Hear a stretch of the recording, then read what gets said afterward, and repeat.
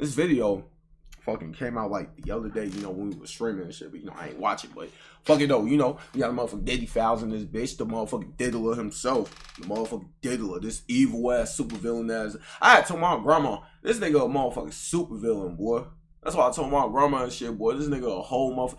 Hey, I ain't gonna lie though, this whole Diddy shit, the only thing I know about this Diddy shit is shit I've been hearing and shit. I never like took the time on my day like to read like the case files and shit or like all the shit they have on this nigga. Only thing I know is just like what everybody else know, like what like the average person know about this nigga Diddy. Like that's it. I've really read up on those shit. I've really like, you know, done no investigating woo woo, cause quite frankly I ain't really give a fuck.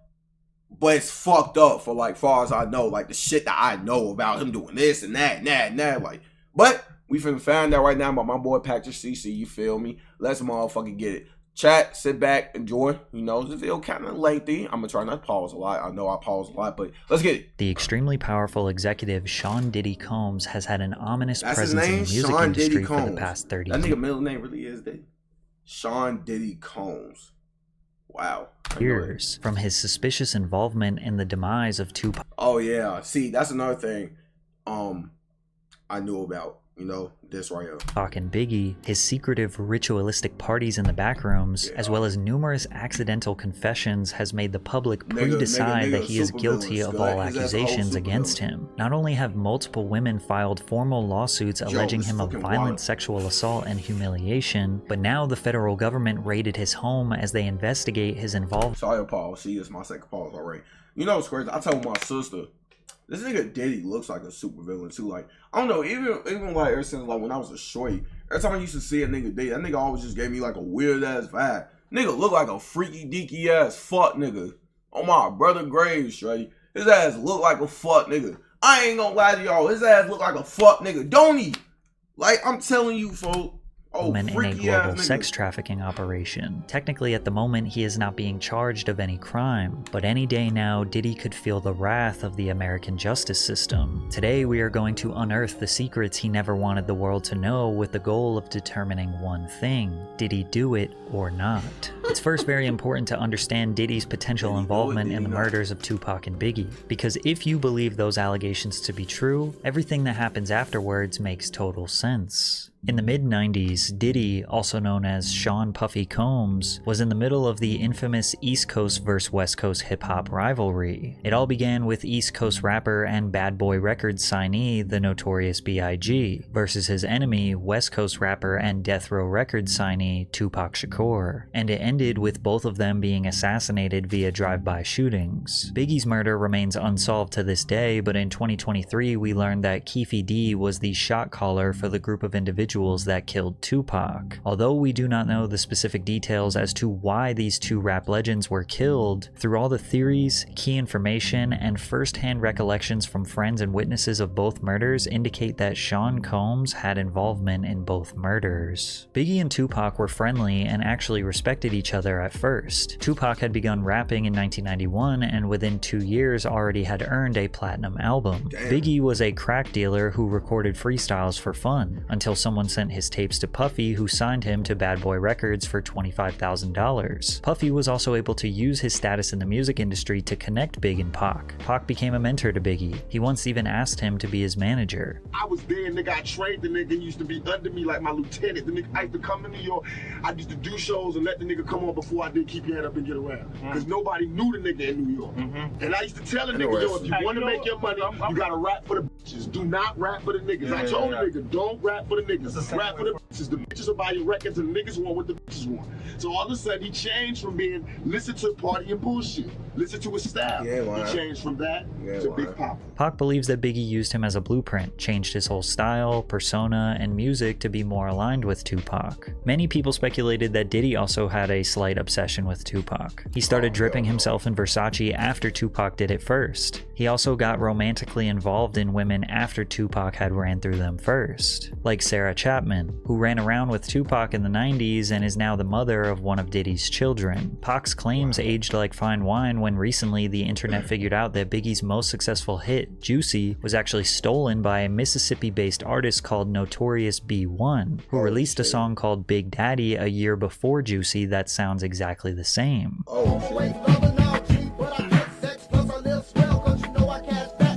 Is it a coincidence that Notorious B.I.G. and Notorious B.I.G. are very similar? And this song is called Big Daddy, and Biggie started going by Big Papa? But many people believe this was the mastermind of Diddy, as he was a music industry expert who knew how to scout talent and assess a hit song before anyone else heard it. They believe Puffy instructed his artists to steal from Notorious B.I.G. and Biggie trusted his boss and mentor. Pac and Big's rivalry began as a music-based competition. Who had more music sales, who had the better fashion, media representation, and cultural influence. But due to gangster rap creeping into the mainstream and the two being surrounded by legitimate gangsters, tensions escalated to life-threatening conflict. In November 1994, Tupac was on his way to record some music at Quad Studios in New York City. Coincidentally, Biggie was there recording with Junior Mafia, which was a group of 4 friends that Big knew since their childhood. Puffy was there too, since Big was his artist, and anything that Big writes or records is technically owned by the Bad Boy label. Allegedly, a man by the name of Jimmy Henchman, who is now serving life in prison, was planning a robbery on Tupac since Pac owed him some money. Many speculate that Jimmy told Puffy what was about to happen, but Puffy did not try to stop it. When Pac was outside the studio, he looked up and realized rapper Lil Cease, who is best friends with Biggie, was yelling at him from above. He was excited to see him because they were friends. He told him he was going to go downstairs and meet him in the lobby. Pac got to the lobby downstairs when some men attempted to rob him at gunpoint, which quickly led to conflict and Pac being shot 5 times. In the middle of that trial, Shakur was gunned down, shot 5 times in what he claimed was a murder attempt and police called a robbery. As the police did their investigation, you can see Diddy looking around scanning the area with his head down. Keep in mind that after Tupac was shot, he got in the elevator and went upstairs where dozens of Bad Boy affiliates were located. Pac was interviewed by Vibe magazine detailing the night he was shot and the energy of the people around him while he was bleeding out. Because Andre Harrell was there, Puffy was there, Biggie, nobody approached me. I noticed that nobody would look at me. Andre Harrell wouldn't look at me. I had been going to dinner with him the last few days. Puffy was standing back too. I knew Puffy. He knew how much stuff I had done for Biggie before he came out. Based on Tupac's words here, fans in the media believe that he was hinting that Biggie and Puffy might be behind the attack, which bothered Big and Puff since publicly at this point they were still friends. Pretty much back those had me pissed off, you know what I'm saying? And the rumors that's spreading is on some tip like we set him up, you know what I'm saying? And that's crazy. Back door. It's just ridiculous, you know what I'm saying? But I also understand that if you was to get shot 5 times, mine is just completely spinning, you know what I'm saying? You're real confused about your situation. So it'll cause you to say things that you really don't mean. To make things worse, a few months later, Pac was found guilty of sexual assault and would end up serving 9 months in prison. This gave him tons of time to think and reevaluate his life. To add insult to injury, Biggie released his iconic cutthroat track called Who Shot Ya, which felt like an obvious diss towards Tupac. But technically, it was recorded before Pac got shot, but it was marketed and released months after the incident. Regardless, the media developed the narrative that Big and Puffy set up the shooting and now released a diss record bragging about their hit. And Puff's full intentions were to stir up drama, as can be confirmed by the former president of Bad Boy Records. Biggie might not have thought that when he wrote the lyrics that it was going to be used for that, but the way it was marketed by the company and released in the succession of things that were going on that we were dealing with on all the levels that we were dealing, that record did what it was supposed to do. And that's a perfect example of how my former business partner works and thinks. Pac was sitting in jail already thinking that they set him up, and the release of this song was all the proof he needed. But this wasn't the only shooting that Puffy was involved in. It's also important to know that Tupac signed to Death Row Records while in prison after the label owner Suge Knight promised to use his money to get Pac released. As they were in the process of getting Pac out, Suge Knight and his best friend Jake Robles, aka Big Jake, were at the Platinum nightclub in Atlanta. Suge confronted Puffy at the club and was choking him. Puffy's bodyguard, Anthony Wolf Jones, steps in to defend him, and then things got out of hand. Next thing you know, shots are being fired. Oh, he was choking that nigga, goddamn, folks. And Suge's friend Big Jake was shot and killed. Whether or not Wolf shot Jake has never been confirmed, but Suge was holding Puffy responsible for the attack, which was enough to now ignite a feud between the two executives. Quick sidebar, recently fans have noticed that Puffy's firstborn biological son Justin Combs looks a lot like Wolf. How does your son look more like your best friend than you? Anyways, in October 1995, Tupac got out of prison and he wanted war. I have no fear. I have only ambition, and I want mine, and I will do anything to protect and feed my family. and these niggas represent a threat. Pac got out and immediately started taunting and scheming on Bad Boy Records as much as That possible. nigga pretty much, that boy Tupac pretty much got down, turned to a straight demon, folks. Nigga didn't trust nobody no more. That nigga just, you know, it's crazy though, because it's like, all that shit was going on in the 90s and shit, and you got shit going on right now. It's like, that's how motherfuckers beefed back in the day, and you got beef nowadays. You got motherfucking Drake and fucking Rick Ross going back and forth on IG stories, pretty much talking about how rich both of they are than each other.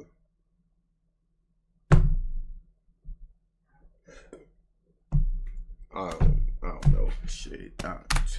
In the days after his release from prison, he jumped into the studio to record his next album, All Eyes on Me, and he talked about the anticipated tracks. 2 of America's Most Wanted with me and Snoop. That's gonna be a humdinger, right? Shorty Wanna Be a Thug. That's gonna be a big one.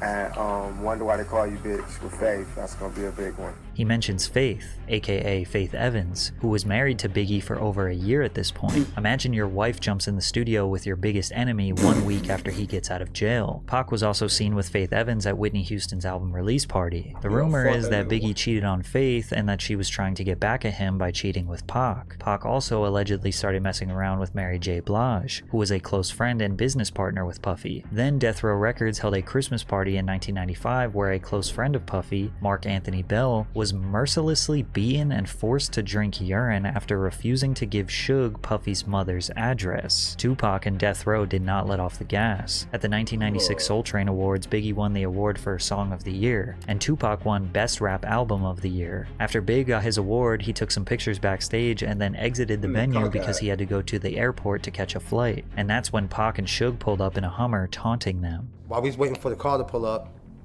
Suge and Tupac pulled up in the Hummer, and you know, Tupac was really loud, yelling West Side, you know, cursing, yelling a bunch of stuff, and Suge came from the other side and was like trying to actually walk up to us saying he just want to talk to Big, like want to talk, but of course everybody got in front, you know, it's a little yelling and arguing for a minute, but like, police and everybody got in front, kind of stopped everything. Despite Biggie's gangster lyrics, he was really a chill dude who didn't want to beef with Pac. Remember, he looked up to him. He always thought they were friends, but as we are speculating, he seemed to be a pawn in a much bigger operation. He knows you sent somebody to shoot him that first time. Is that true or false? Why? No, it's false. Why would I do that?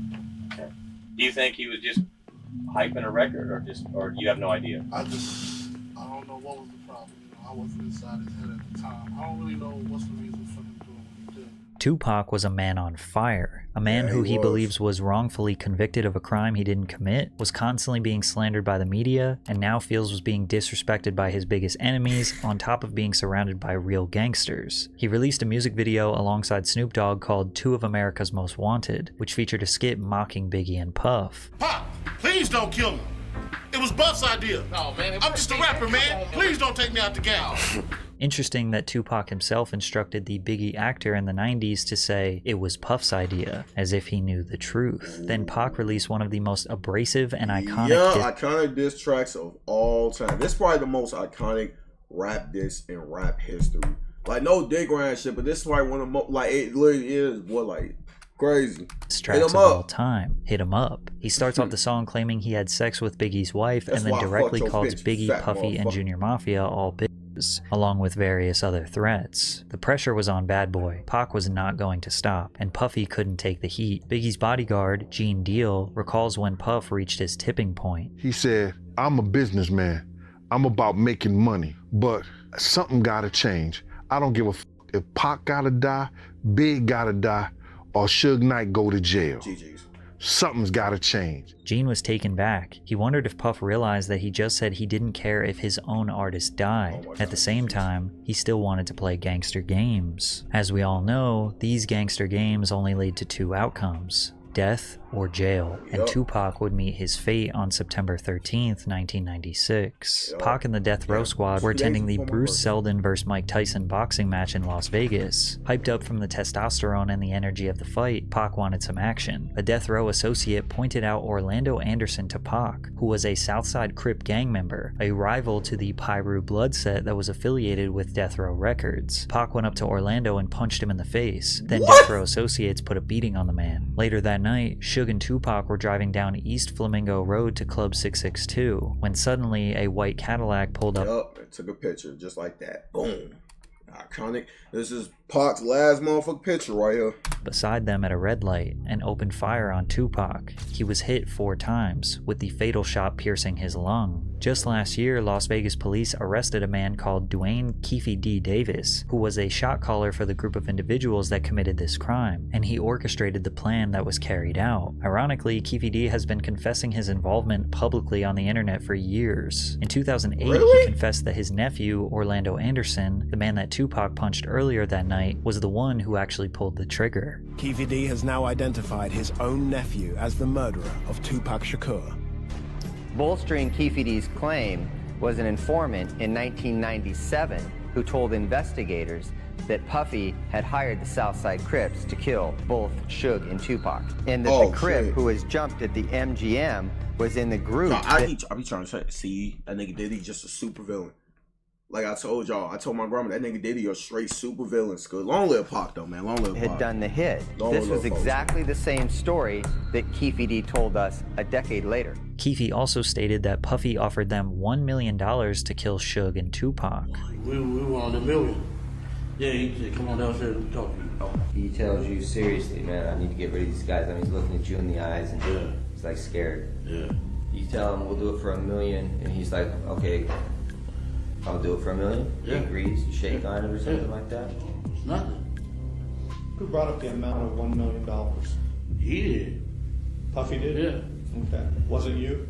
No, it wasn't me. I'll share $1 million. I'll take it. When Diddy was asked about this confession, this was his response. It was this documentary that claimed, which we know wasn't true. Yeah, check this out. We don't talk about things that are nonsense. We don't even entertain nonsense, my brother. So we're not even going to go there, with all due respect, but I appreciate you as a journalist asking. Thank you. As you can imagine, Death Row was likely seeking retaliation. well, that obviously, nigga, the natty shit is like, why would you mail? Oh yeah, I dropped the bag on that fuck nigga head. Like, come on, bro. Like, I believe he did it. I'm sorry, that nigga is a super villain. For the murder of Tupac. Everyone at Bad Boy Records knew they were not safe, but they were especially not safe in Southern California. An LA kingpin called Gene Deal, Diddy's bodyguard, and warned him that there was a hit placed on Biggie in LA. This somebody did 26 years in the federal jail as a kingpin, brother. He called me to save Biggs' them life. Tell them niggas not to go nowhere. It's a hit on them. You get this information from a kingpin, brother. Chaz Williams. Despite knowing all this information, in February of 1997, they headed out to Los Angeles to promote Biggie's new album, Life After Death. Puffy also wanted to record some of his album, No Way Out, in LA. Lil Cease, Biggie's best friend, claims that Big wanted to be in LA. If he say go, we going. If he stay, we staying. Big wanted to stay. I always tell people that, yo, why everybody always go, why y'all was there so long, or why you didn't tell him to go home? He's the boss. We're here because of him. And if he feel like it's no threat and he wants to be here, it's our job to stand down with him. Biggie was not taunting the West Coast. He genuinely loved being in LA. He received a lot of love from fans, promoters, radio DJs, despite being surrounded by his enemies. Instead of claiming to be the victor of his beef with Tupac, Biggie wanted to use his life to inspire change and squash the East Coast versus West Coast beef. The truth is, over the years, Puffy and Biggie had made so many enemies that they didn't really know who was after them, but they overstayed their welcome in the City of Angels, and Big's demise came on March 9th, 1997. After presenting an award at the 1997 Soul Train Awards, the Bad Boy crew attended the after-party hosted by Vibe magazine at the Peterson Automotive Museum. Biggie left the party riding in the front passenger seat of a Chevrolet Suburban SUV with Puffy and other entourage members driving directly in front of them. As they stopped at the first red light, a dark-colored Chevrolet Impala pulled up alongside Biggie's SUV. An unknown assailant inside the Impala rolled down the window and fired multiple shots at Biggie's vehicle. Biggie was hit numerous times by gunfire, sustaining 4 gunshot wounds. One of the bullets struck him in the chest, causing severe internal injuries. He was immediately rushed to the Cedars-Sinai Medical Center, but pronounced dead at the hospital that night. So what happened? Well, Puffy's business partner said that they had used up all their budget on security, so they couldn't hire extra security for this evening. Keefe D was also at this party and offered protection. Puff told him to stand down. Puff decided to ride in the separate car located in front of Biggie's. Then he gave his security guard, Gene Deal, very strange instructions rather than maximizing Big's protection. I tried to ride on the side of the car. Puff said, yo, Gene, what you doing? I said, I'm riding on the side of the car. I have my gun out. So he says to me, Gene, if you don't get in this car, you ain't gonna never work for Bad Boy ever again. I said, man, how the f you gonna try to tell me how to do my job? He said, Gene, we don't need that look. We don't need that look. Get in the car. As I go to get in the car, this motherfucker reached down and let his seat all the way back. So now I gotta put my legs sideways. I'm like, yo, what the fuck is you doing? I said, you ready? He said, you ready? I said, Kenny, run the next 3 lights. Kenny said, for what? I said, motherfucker, run the next 3 lights, Kenny, or I'm gonna drive. Kenny just took off. The first car ran the red lights, but the car behind them did not follow. They decided to stop at the red light. Lil Cease had his head hanging out the window trying to holler at some girls. Then out of nowhere, the shooting took place. According to an FBI agent, Phil Carson, who worked on the case for several years, Suge Knight hired Amir Muhammad to carry out the execution. However, the agent says that the original target was not Biggie. They were targeting Sean Puffy Combs. Gene also believes this story is the truth. I believe it was meant for Puff. The people that tried to kill Puff that night, for whatever reason, because we had some beef with some Muslim cats in Soul Train. No, it's crazy. I don't even know about all this shit. I didn't know about all this shit. I mean, I knew, like I said, heard shit. But I didn't know about all this shit. Like, hearing this shit now is fucking, like, insane, shorty. Like, yo, it'd be a lot of shit going on in this music industry shit, for that just be, man, like, god damn, like, hey, man, that was... Whatever reason, the people that's trying to kill Puff, Big became a casualty of Puff shit. When they rushed Big to the hospital, Lil Cease, who literally looked the shooter right in his face, gave a description to Gene. This is what he said. Little Cease at the hospital, he said a Muslim shot Big. And I said to Paul, with the blue suit, white shirt, blue bow tie, he said, Gene, how you know? I said, that motherfucker walked up to Puff car first. Lil Cease's description of the man matches up to what the FBI uncovered. All in all, to say that Puffy set up the murders of Pac and Biggie is not exactly accurate, but the origins of the beef and the escalation of the beef can most definitely be traced back to Puffy. Also, he definitely knew that danger was looming for Pac and Biggie and did not even come close to trying to prevent both of their deaths, because at the end of the day, Puff was the one who benefited most from them dying. Think about it from the perspective of Puffy the businessman. Tupac dies, that makes Biggie the winner. Biggie looks like the ultimate gangster who warned his enemy with a diss track and then got him killed. That helps feed into the persona and sell more records. Plus, with Tupac dead, there is no more competition. Biggie's inspiration, his idol, the dude who he copied everything from, can no longer defend himself from the grave. Now, we know that Puff didn't exactly want Big to die, but he wasn't doing everything in his power to protect him. Additionally, Puff saw how much money Death Row was making after Tupac passed. Tupac Shakur sold 67,000 records in the week following his murder. 2 months after he died, they released The Don Killuminati, The 7-Day Theory, which Shakur recorded under the name Machiavelli. It debuted at #1 on the Billboard Hot 200 with first week sales of 664,000 and 250,000 the second week. To this day, Tupac has sold 75 million records, most of which came posthumously. Puffy owned all of Big's publishing. He allegedly purchased it from him for $200,000 years before he passed, which meant that everything he recorded or wrote for himself or other artists, Puff owned all of Biggie's percentage. Aside from the tens of millions of dollars in albums Big sold posthumously, he was also a prolific songwriter. He wrote all of Junior Mafia's album. He wrote for Lil' Kim. He wrote for Mace, Craig Mack. Also consider every single time he's been sampled over the years. Diddy has been making money off Biggie for more years than Biggie was alive. There were even suspicions that Biggie was aware of how much control Puffy had over his music and tried to sign over all his new music to his infant daughter, but passed away before he could get the business deals done. Biggie's mother, Valletta Wallace, has repeatedly expressed her distrust of Diddy. The truth is, Christopher accepted the illusion of a friend and mentor for about $25,000. That's the amount Puffy lured my son with. That was a lot of money for Christopher back then as a 19-year-old. She continued by saying that she was glad her son does not have to witness that the very people that he thought he could ride and die with wouldn't think twice about using his mother. She added, I am glad that he is not here to see how they have used his image and his name. Diddy was filthy rich, extremely powerful, and evidently unpredictable. Imagine how easy it was to leverage his power in the music industry and his personal life. If you said no to him, in theory, he could blackball you, extort you, or maybe something more permanent. So consider that when we begin analyzing his history of suspicious behavior. I got my MTV out. Savage! I'm a savage! Oh! I'm a savage! savage. Whatever I want, I'm going to get. Whatever I want, I have to get. Let's start with the mysterious Puffy's Flavor See, Camp. that's that shit right there. See, oh god. Yo, hell. Nope, that's the shit I'm talking about right there. And you want some crazy? Dad's not lying about that shit either. Shit. Where Diddy would mentor teenage musicians like Usher and give them a taste of the music and Justin Bieber and all, this nigga just industry. R&B sensation Usher was nothing short of a child prodigy. By age 13, he had already been discovered in Atlanta by L.A. Reid, and they sent him to New York City to record his debut album with Diddy. In 1994, Usher... Hey, I don't give a fuck, that nigga Usher, boy. Nigga bogus as hell. He be dancing with niggas bitches and shit. He bogus as hell. Was just 14 years old, and he moved into Diddy's house to be a part of his Flavor Camp. Oh, hell no. Flavor Camp. It was curious. I got a chance to see some things. Yeah, but you were 13. Flavor Camp. Oh, hell no. Oh, no. Oh, hell no. You done got this nigga.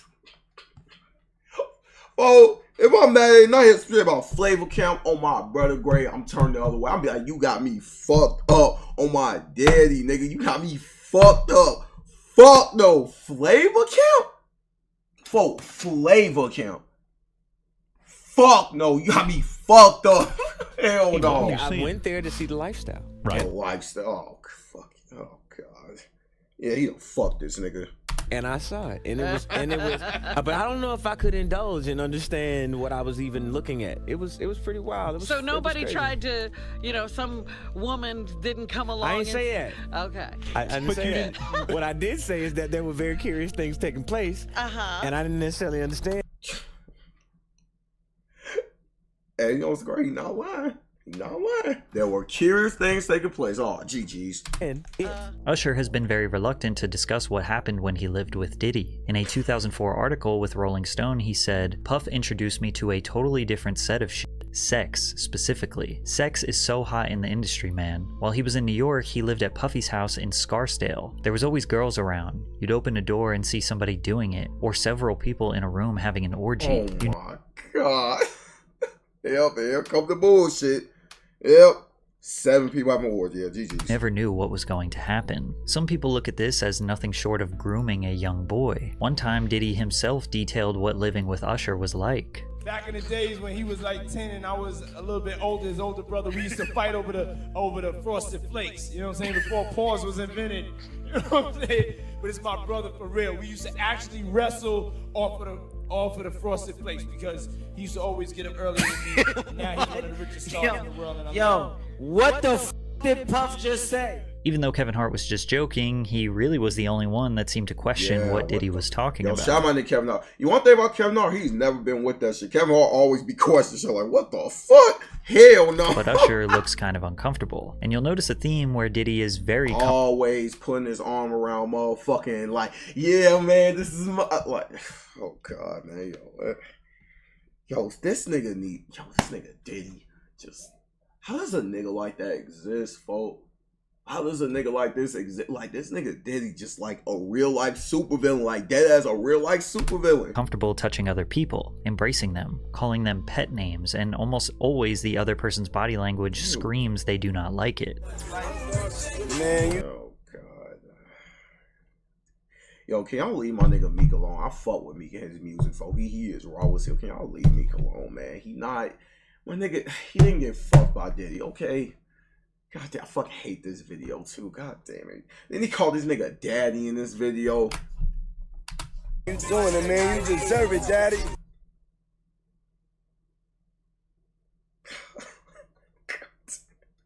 You deserve it, daddy. You doing it, daddy.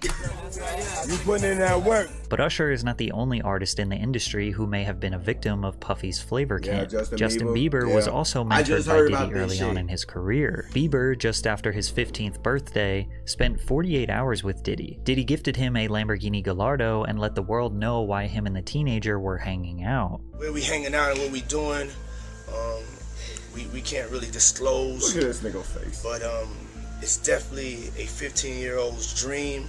I don't have legal guardianship of him, but for the next 48 hours, he's with me. So, and we gonna go. Oh, imagine spending 48 hours with Diddy. Oh, God. Oh, no, I'll fucking kill myself in GTA. Fuck no. 48 hours with Diddy, that's dead ass sound like a fucking nightmare. 48 hours with this freak ass nigga, boy, this freakazoid. Look at this nigga. Look at this nigga, G. 48, hey, y'all spent 48 hours with Diddy? 48 hours with this nigga, this fucking freakazoid. Look at the way, look at the way my nigga Justin looking at this nigga. He not excited. He's actually probably, he is uncomfortable. He's like, oh my, I gotta spend like 48 hours with this nigga. This nigga right here, oh my.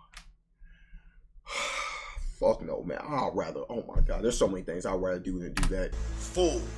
Buck fool crazy. Combs seems to be acting strange, but Justin seems alright. At the time, he was still a young star, glamorized by the industry. 1 year later, his demeanor towards Diddy was much different. What's up, man? You good? I'm good. How are you? All right, young brother, everything's good? Selling out arenas and everything?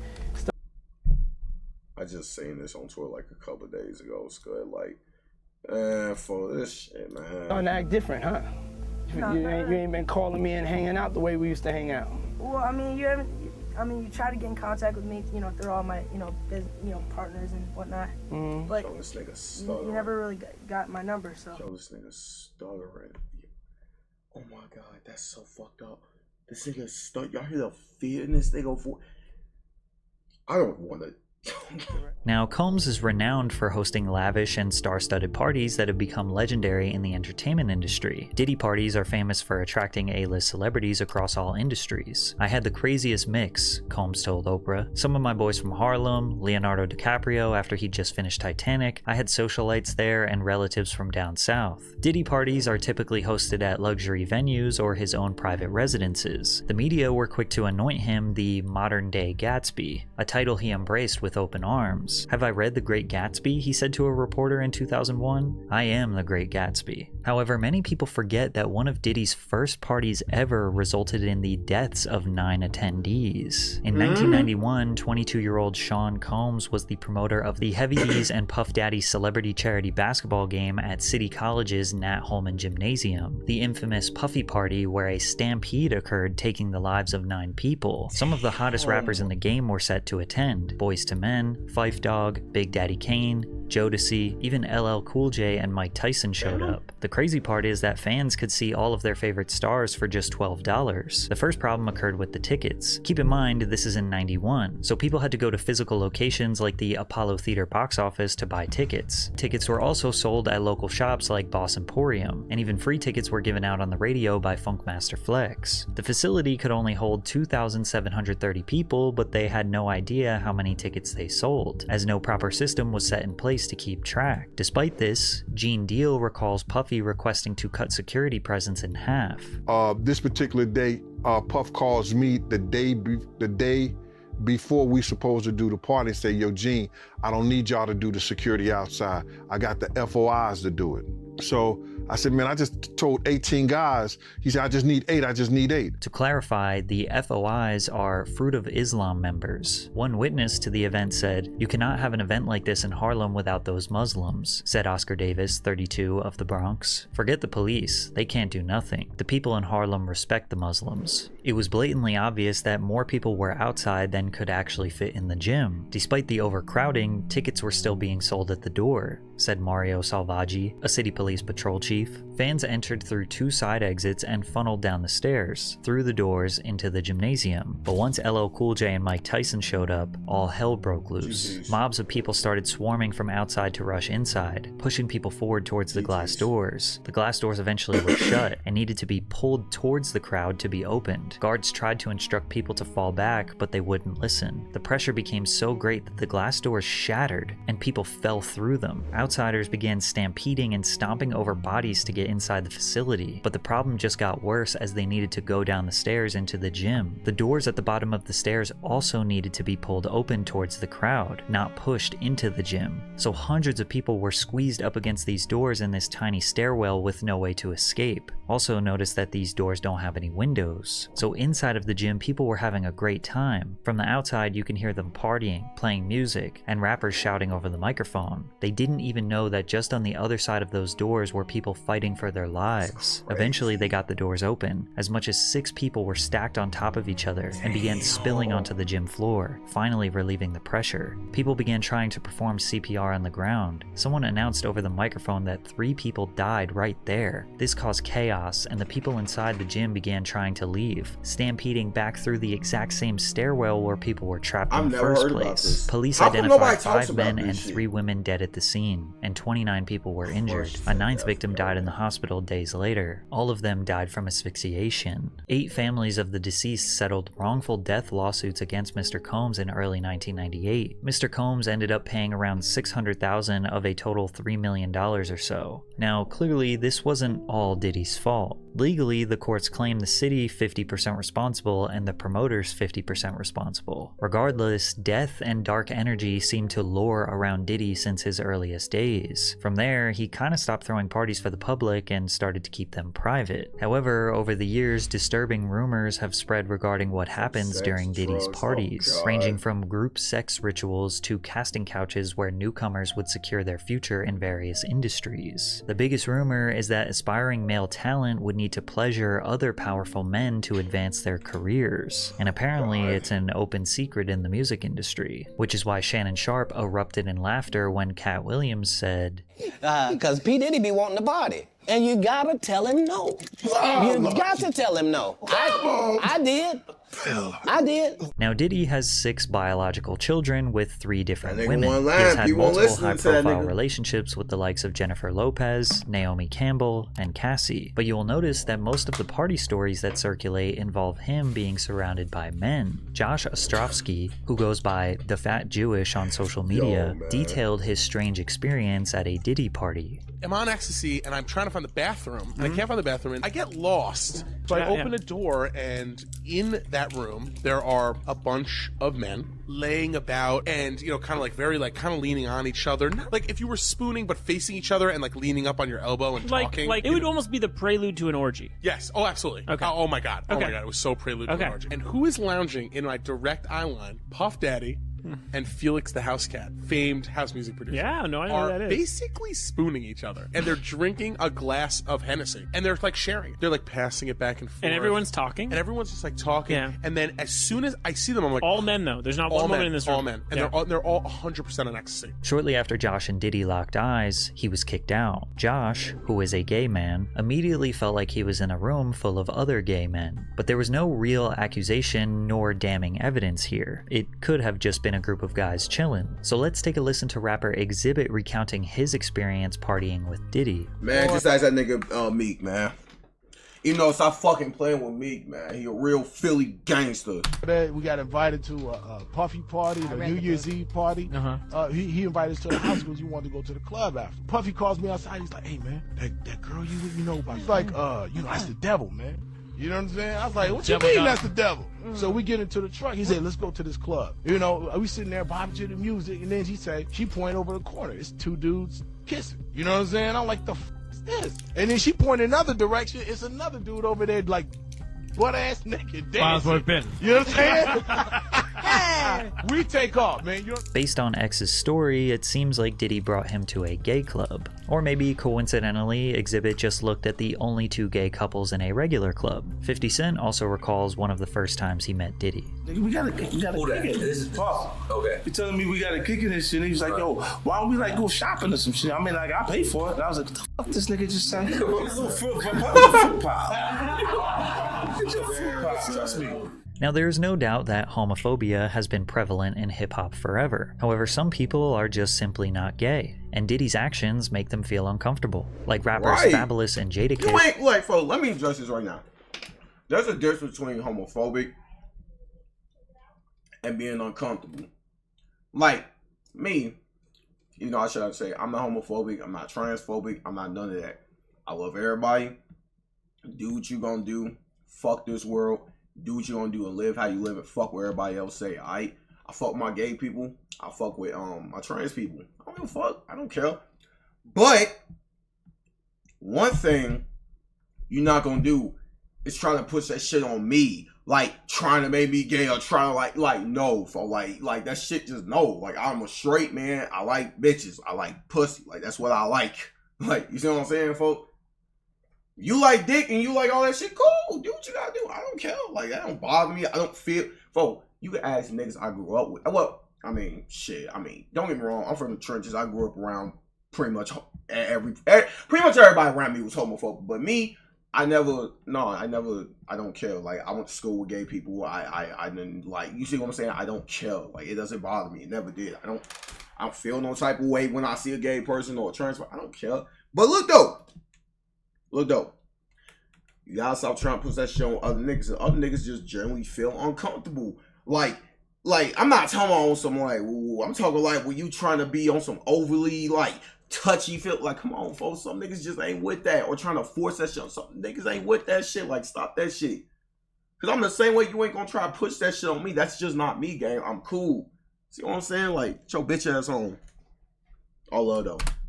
Who were pressed by Diddy on a podcast that got really awkward really quickly. He began by repeatedly calling the host Nori Daddy. Daddy. It's like that, for example. It's like, fo, if you're a grown ass man, you keep calling me daddy, fo. I'ma treat your goof ass. Like, I'ma bake your ass, fo. I'ma get on your ass, fo. Like, quick as hell, fo. Like, I'ma get on your ass quick as hell, fo. I'ma check your ass. I'm like, fo, stop fucking calling me that. My name's Tynowolf, good. Why the fuck you keep calling me daddy, boy? I'm a grown ass man. Stop fucking calling me that.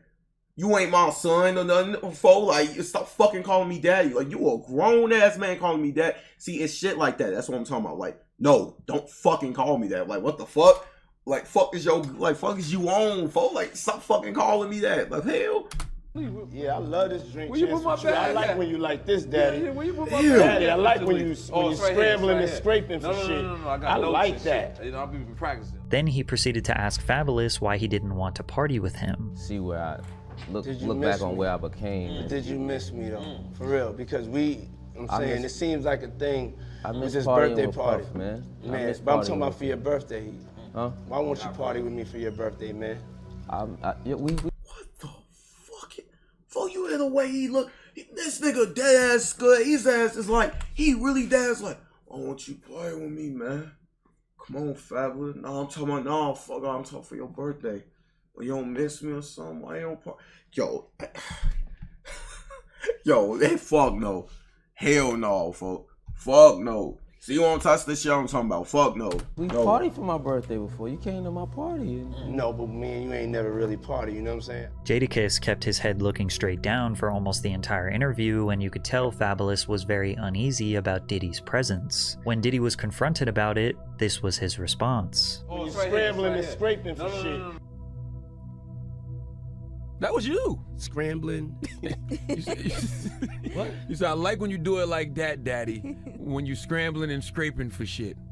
Hey, man. Nah. I mean, you don't go back and look at that stuff and laugh? I mean, it could be funny. I don't really be on it like that. Yeah. It seems like he genuinely has no idea why people thought what he said was weird. So, gang, you going around calling grown men, hey, well, come on, you scram, like, what you on, daddy?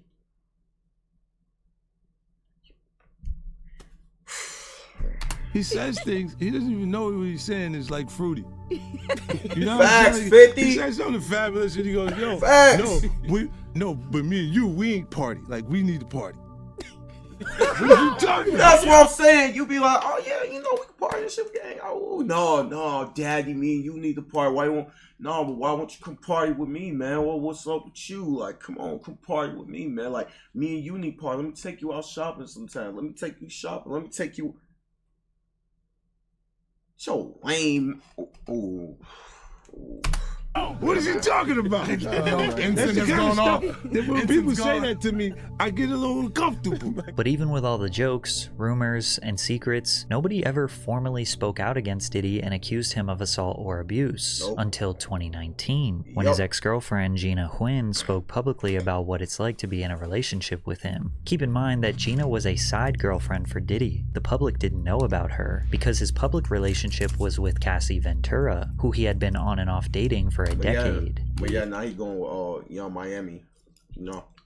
He had caught me texting another man. We were in his closet and he like put pushed me and I fell to the ground. He like stood over me. He avoided my face, but he like started punching me like on the side of my head, and I was just like covering my face. He like stomped on my stomach, like took the wind out of my breath. I couldn't breathe, pleading to him like, can you stop? And he like stopped for a little bit. He like grabbed my hair from the back and like was like punching the back of my head. She also claims that she was pregnant with his child in 2014. You mind telling me what happened with that pregnancy? He was like, you're gonna get an abortion, right? I was like, I don't know yet. And then he offered me $50,000 to get rid of it, but I turned it down because I just loved him. Gina did not take the money, but she also did not have the child. 4 years later, she got pregnant again. Gina goes on to detail multiple other instances of emotional and physical abuse, but she never filed any formal charges. It wasn't all the way until November of 2023 that someone finally filed a formal lawsuit against Diddy. After that, the floodgates were opened, and Sean Combs' dark past crept out of the shadows. In the lawsuit, Cassie Ventura, his longtime girlfriend, accused Mr. Combs of repeated physical abuse over about a decade. As you can imagine, this lawsuit and these allegations went extremely viral. After all these years of shady rumors, weird behavior, and dark secrets, the entire world was prepared for Diddy's decline. Ventura and Combs met in 2005 when she was 19 and he was 37. Damn! They heard a song she was marketing called Me and You. He then contacted Ryan Leslie, who wrote Cassie's first single, and paired Bad Boy Records with Leslie's Next Selection imprint for the release of Cassie's debut album. In August 2006, Cassie released her self-titled album under Bad Boy Records. The pair formed a close relationship through working together for several months as Cassie became the face of Diddy's fashion label, Sean John. In 2007, Diddy separated from his longtime partner Kim Porter and started dating Cassie. Cassie alleged that Combs controlled nearly every aspect of her life, from her career to having access to her personal medical records. She claims he was frequently violent, physically abusing her multiple times a year, and that he often plied her with copious amounts of drugs, which made videos like this one seem awfully suspicious, where Cassie seems to be hiding from Diddy. What you gotta say now? What you gotta say now? You ain't got shit to say. When you put your girl on the snap, baby, yo, babe.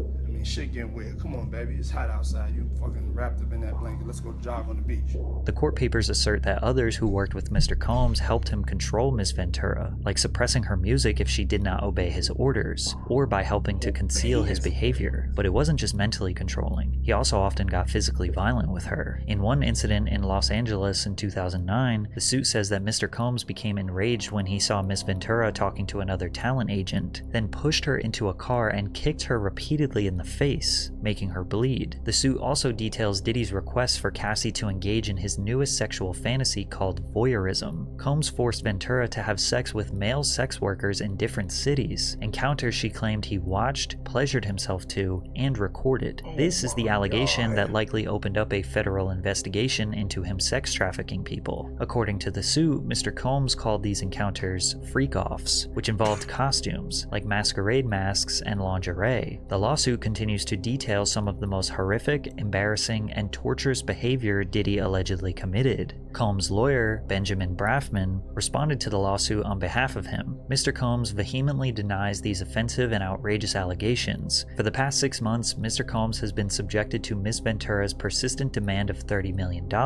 under the threat of writing a damaging book about their relationship. Despite them denying everything, the lawsuit was settled just 24 hours after it was made public. We don't know how much, but due to the severity of the charges, the public assumed that Diddy coughed up tens of millions of dollars to keep her quiet. And while Combs likely believed that he escaped Cassie's lawsuit unscathed, a woman named Liza Gardner filed a lawsuit on November 23rd. Gardner claimed that she and a friend met Combs and singer-songwriter Aaron Hall at an MCA Records event in either 1990 or 1992. They returned to Hall's apartment for an after-party where she was offered more drinks and was coerced into having sex with Combs, who assaulted both her and her friend. happened. In another complaint filed the same day, Joy Dickerson Neal alleged that in 1991, she reluctantly went on a date with Combs, who intentionally drugged and sexually assaulted her after their dinner. Diddy denied the allegations through a spokesperson who claimed that the women's claims were fabricated and accused them of exploiting the Adult Survivors Act. The New York's Adult Survivors Act temporarily eliminated the civil statute of limitations for survivors of sexual assault, which gave them the right to file a lawsuit against the perpetrator regardless of how long ago it occurred. Then another woman came out. Jane Doe alleged that Combs, his longtime lieutenant Harve Pierre, and a third unidentified assailant gang-raped her when she was 17 at Combs' Manhattan recording studio in 2003. Pierre, who previously served as president of Combs Bad Boy Entertainment, had also been sued by a former assistant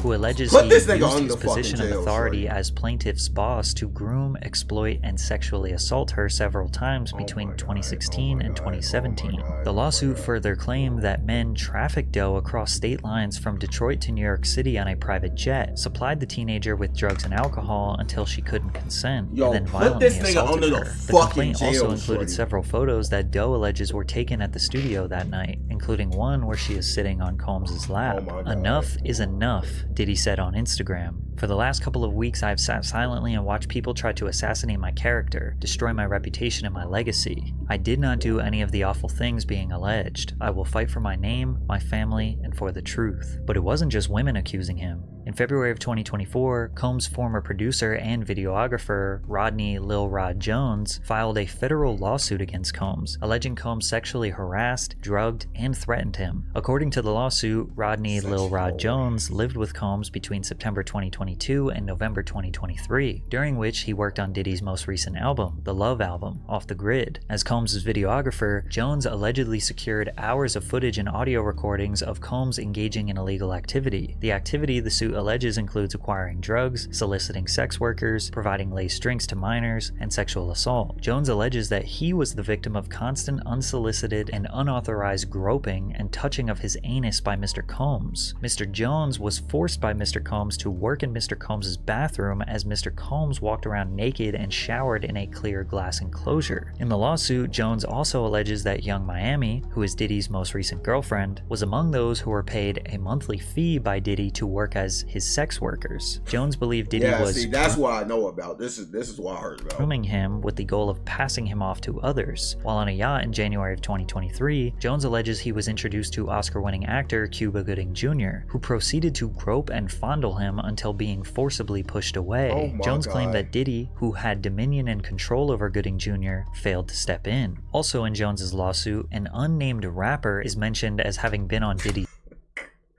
Yeah, and then that's where the whole Meek shit come in, ain't it? Oh, god damn it. Stop playing with my nigga Meek. Yacht, where they were allegedly seen consorting with underage girls and sex workers. This rapper is described as a Philadelphia rapper who dated Nicki Minaj. Rapper Meek Mill. Oh my god, man.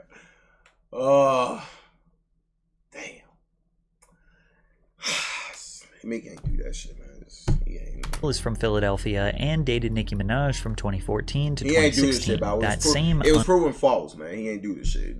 Stop playing with my nigga Meek, man. I mean, stop playing with Meek, folks. Stop playing with Meek. He ain't do none of that shit. It was proven false anyway. He cool. Unnamed rapper, also an unnamed R&B singer, and producer Stevie J allegedly engaged in sexual intercourse with Diddy. This allegation has people looking at that clip of Meek Mill in the pool with Diddy calling him daddy more suspiciously. Also, 50 Cent made some jokes about Diddy and Stevie J on Instagram, to which Stevie J responded with not denying the allegations, but challenging 50 Cent to a boxing match. However it go, I want you to fade, nigga. Fuck all that. Since it's entertainment, let me beat the shit out of you on TV or something. Don't duck that. I'm calling you out. What you want to do, Curtis? But the most shocking allegation made in the lawsuit was Mr. Jones discovered that Mr. Combs has hidden cameras in every room of his homes, and that Diddy was secretly recording artists and powerful executives, like Lucian Grange, who was mentioned in the lawsuit, who may or may not have participated in the freak-offs. If this turns out to be true, we might see some of the most powerful people in the entertainment industry get exposed, and 50 Cent wants to be a part of the expose. He said on Instagram, shaking my head, "This is gonna be so good. What you wanna bet I'm gonna get these tapes. I'll pay top dollar for them. You been over there? I don't go to Puffy's parties. However, it seems as though Sean Combs' reign of terror may be Y'all favorite over. rappers and celebrities and actors finna get exposed. GG's. On March 25th, 2024, Homeland Security agents and other law enforcement officers raided Diddy's homes in Los Angeles and Miami due to a possible ongoing sex trafficking investigation. Homeland Security expert Hal Kempfer added some insight that the evidence they're looking for includes laptops, flash drives, and anything that would connect Combs with the allegations. As of right now, we don't know what they found, and technically the feds never formally announced what they were looking for or why they were there. But it's safe to assume, based on the allegations, conveniently, Diddy was not even in the United States during the time of the raid. According to TMZ, Combs' private jet was spotted on the ground in Antigua, in the Caribbean, shortly after news of the raids broke. Many people believe he is fleeing the country, and today it seems like Diddy is spiraling. He just posted on social media trying to see who in the industry is on his side. Hey, yo, right now though, for real, yo, I need to know who with me, you know? Like just straight up, like I don't have the time. If you with me, let it be known. If you don't with me, be quiet. And just in case you wanted some more twisted allegations and insane conspiracy theories, take a look at the founders of Uptown Records, the people who gave Diddy his very first job in the music industry. Andre Harrell, dead at age 59. Heavy D, dead at age 44. Kim Porter, dead at age 47. And Al B. Sure, who was just in a coma for 2 months and almost lost his life. Al B. Sure is also the father of Diddy's oldest adopted son. Al B. had a child with Kim Porter before she left him, married Diddy, and had children with him. Albie has recently been trying to reach out to his oldest son, hoping that he will leave Diddy and come back home, and when he got out of his coma, he strongly insinuated that Diddy was the reason behind it. You're going to be producing the Albie Shore life story. So hold on to your britches, and you'll really understand how I ended up in a coma. You're really going to need to call Homeland Security. Now, why would Diddy want the people who got him into the music industry in the first place to all be dead? I don't know. Your guess is as good as mine. But it seems like almost everyone around Sean Combs for his whole career either dies, disappears from relevance, or speaks out against his devilish ways. Yet nothing bad ever seems to happen to him. He just seems to get more successful and rich. Is it a coincidence? Maybe. But for now, we will just have to see how this all plays out. Based on everything you have learned in this video, you probably think he is guilty. But as of right now, he is innocent until proven Diddy. Yo, shout Pat CC, man. Hey, look, man. Like I said,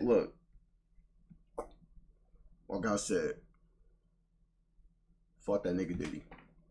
I ain't gonna say too much, boy, but fuck that nigga Diddy, man. That nigga needs to. Somebody's having that nigga. Boy, I'm sorry for in GTA. Just fuck that nigga Diddy, man. Fucking Diddy, do it.